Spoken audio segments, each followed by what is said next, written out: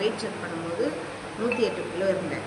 அப்போ அவங்க என்ன சொன்னாங்க, கொஞ்சம் வெயிட் ஒரு 3 மாதத்தில் குறைச்சிட்டு வாங்க, உங்களுக்கு ஆப்ரேஷன் பண்ணலாம் அப்படின்னு சொன்னாங்க. சரி, நான் நியூட்ரிஷன் சென்டருக்கு வந்தேன்.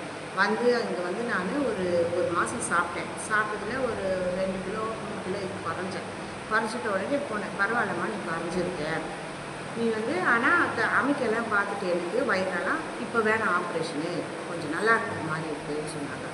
இதே நான் கண்டினியூ பண்ணேன். நியூட்ரிஷன் சென்டருக்கு வந்து நான் அந்த ஷேக் சாப்பிட்டது எனக்கு அந்த பேக் பெயின் கூட எனக்கு நல்ல ரிசல்ட்டு. அந்த ஒரு நாள் விட்டு ஒரு நாள் நான் டேப்லெட் எடுத்துகிட்டே இருப்பேன். இப்போ வந்து வாரத்துக்கு ஒரு முறை எடுப்பேன், இப்போ 2 வாரத்துக்கு ஒரு முறை எடுப்பேன். இப்போ எப்பயாவது தான் ஒரு முறை எடுப்பேன். வலி ரொம்ப வந்ததுன்னா எடுப்பேன். ஏன்னா நான் வண்டி ஓட்டுறதுனால எனக்கு பேக் பெயின் கொஞ்சம் அதிகமாக இருக்கும். அதனால் எப்பயாவது ஒரு நாள் தான் நம்ம டேப்லெட் எடுப்பேன். அந்த காதில் சத்தம் வரும். எவ்வளோ டெஸ்ட் பண்ணிட்டேன் நான் காதில். டாக்டர் இஎன்டி டாக்டர்கிட்ட போய் டெஸ்ட் பண்ணாலும் எனக்கு காதில் இந்த ஆம்புலன்ஸ் போகிற மாதிரி ஒயின் கேட்டே இருக்கும்.